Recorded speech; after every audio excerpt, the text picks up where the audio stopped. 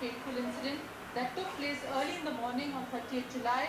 People were readying themselves to leave for work and small children to their schools, sir. The state government efficiently handled the rescue operations, and efforts now are for relief and rehabilitation of survivors, attending to health issues of survivors and the adjoining villages, and efforts to identify vulnerability of villages which are similarly located that has been taken up. So we have all witnessed a spate of natural calamities in our country in the past. It could be Odisha, it could be Jammu and Kashmir, Gujarat, Sikkim, Tripura, Himachal Pradesh, Bihar, and the list is endless. There really is no state, sir, that is not spared. Uttarakhand deluge is still fresh in our minds. Even today, sir, several families still live under the empty hope that their near and dear ones would return one day. So the question is whether such incidents are acts of God or acts of man, or acts of man aggravated and triggered by onslaught of nature. Still, this question remains unanswered, unattended, leaving us practically with no lessons to learn. Traditionally, sir, it is said that India is vulnerable to natural disasters due to its unique geoclimatic conditions. We have witnessed recurrent phenomena of floods, droughts, earthquakes, landslides.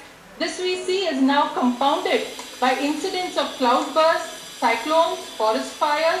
A study shows that the sea level is rising, the glaciers of the Himalayas are melting, the incidents are becoming more and more frequent.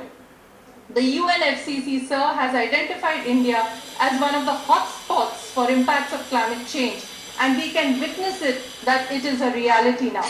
2 minutes left. Yes, sir.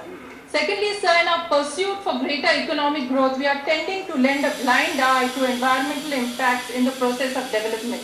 Development that sometimes happens unmindful of its environmental consequences, which naturally result in social and economical consequences.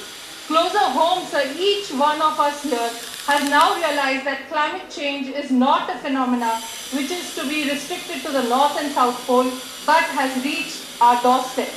Sir, we are very fortunate to have a very senior member in this August House, Mr. Sharad Pawar, who can be termed as an expert guru to handle efficiently and guide this country in disaster situations. After the calamity of Khilari in Maharashtra, Bhuj in Gujarat, and many such disasters that he so ably handled, the need of disaster management policy and legislation, sir, was underlined.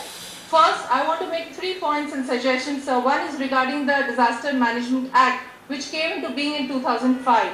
The CAG report has been discussed earlier by my friends, by my colleagues Rajni ji and Seema ji, so I wouldn't like to, but the deficiencies which have been pointed out have to be made over. So the central, state and district disaster management authorities have to be put in place.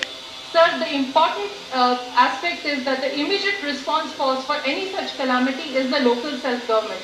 The local self-government disaster management cells have to be strengthened. Local colleges and students and youth groups need to be empowered to make sure that they can handle such situations who volunteer at such times.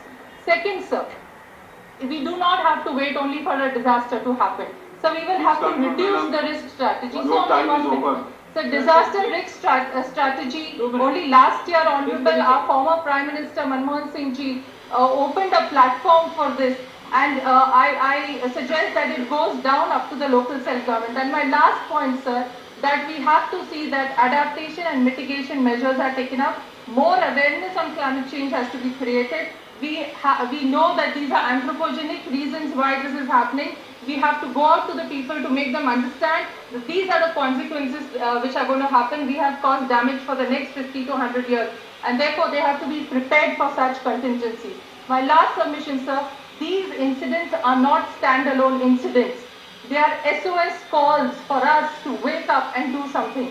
And therefore we need a multi-pronged approach to see that we need to ensure the bright and healthy and safe future of our future generations. Thank you, sir. Thank you.